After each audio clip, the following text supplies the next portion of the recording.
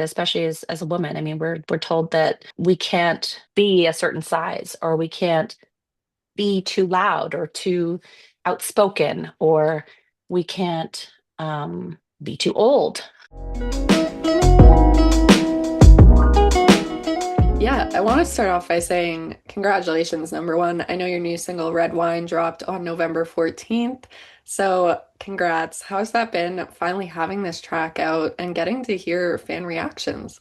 It's been surprising, to be honest. I didn't, I've been hanging on to this one for a while. I wrote it during the pandemic, and I never, I never contemplated even recording it, mostly because, um, well, it didn't fit the country, like the typical country music format, right? First of all. And so, when it came out, like some of the feedback we've been getting is like, this is your best one ever. Just like, the second you step away from trying to fit yourself into a box, I feel like is like when people really resonate with the work that you're doing. So, good lesson for me.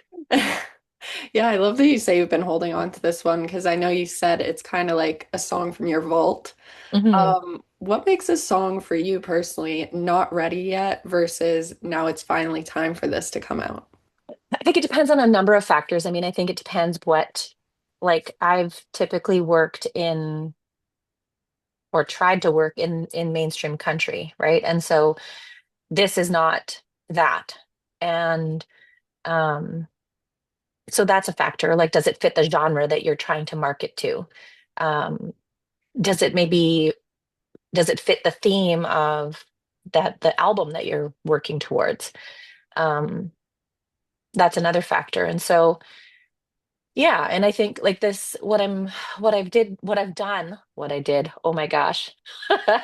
What I've done with this project is pull songs that have been kind of just sitting in my repertoire without really having a home. And it's not because they aren't something that it's not because I don't like them. It's just because I haven't found a home for them yet. And so, Red Wine, and the previous release, Let Them, and of course What's to Come, are all songs that I've been pulling from my vault to share with people, and so that's kind of the theme of this project.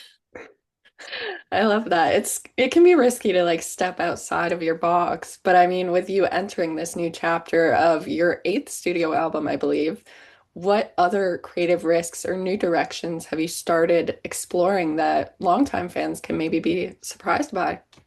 Well, I've been exploring production, which has been both scary but also self-assuring, I think.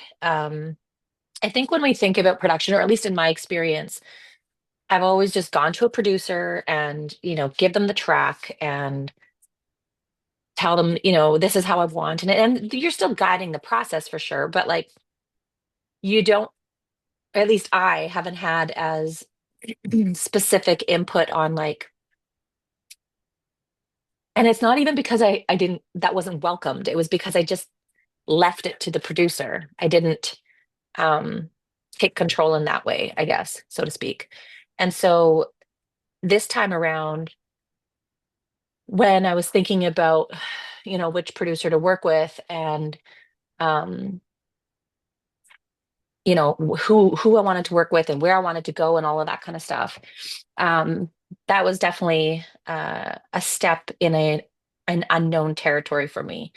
But it's also been a significantly more collaborative process, I would say, than anything I've ever done previously. I'm working with an engineer, Grant Triple, with Exchange District Studios, who has been incredible.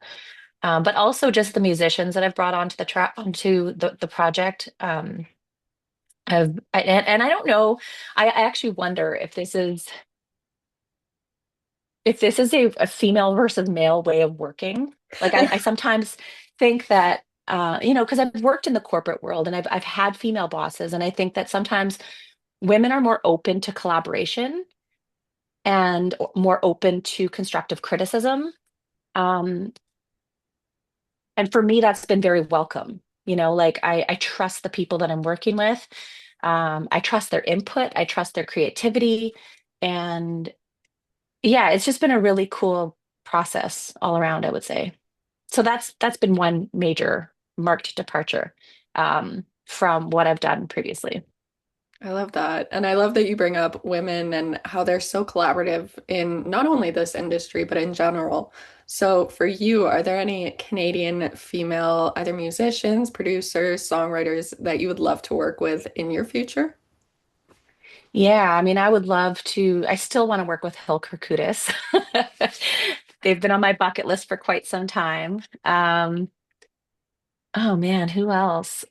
I collaborated with Amanda Riom on my last record. Just in like I featured her on one of my tracks, and um, we've been tossing around the idea of possibly doing a co-write. So that would be cool. Um, yeah, I don't know. I would like, oh man, I would love to write with Alanis Morissette in her Jagged Little Pill era. That would Yes. be amazing. Oh, that was such a staple for Canadian Right? music. But speaking more about your music, your voice blends so many different things. I found when I was listening to it, it was a mix of like intimacy, humor, and obviously vulnerability. So, how do you decide which emotional angle a song needs while you're writing, or does it just come naturally? I don't really think about that when I'm writing. I just think about telling an honest story. I mean, there's songs that I've written that I didn't even think about them as duets until we got to the production phase.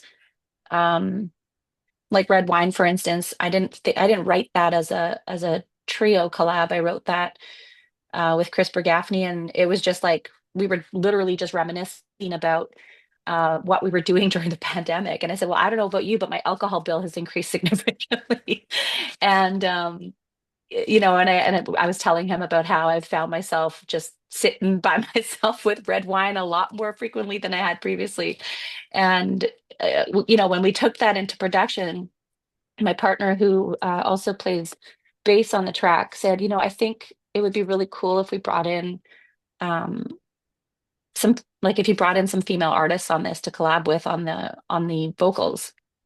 And then we were talking because we had just laid bed tracks down and we'd left the studio, and he brought that suggestion forward, and I said, well, who are you thinking? Who would we? And he says, well, Diana, obviously, because she plays in our band.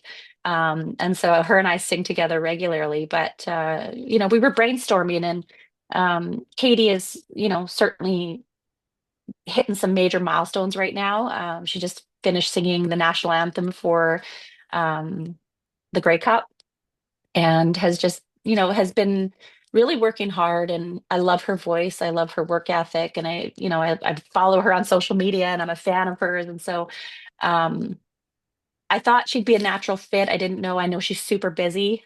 We reached out to her and she said yes. And so I said, okay, that's the trio. Let's do it. Um, yeah. So I don't really, like I said, I don't really start a song and think about production necessarily. I think more about the story. I'm a songwriter first and foremost. That's always been my first love. Um, and then how it evolves is something I think about later.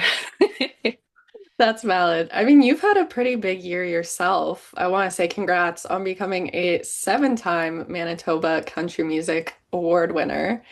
Um, Awards are crazy. It's always just so much emotion, and awards obviously recognize excellence, but they don't always reflect on the full journey. So, that being said, what's something that you're most proud of yourself for in your career? I think just my persistence. This is a really hard industry to work in, especially as a woman.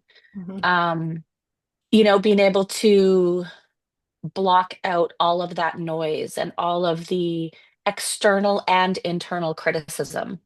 Um, and just focus on your job, and I say job, but I think that's a bit light.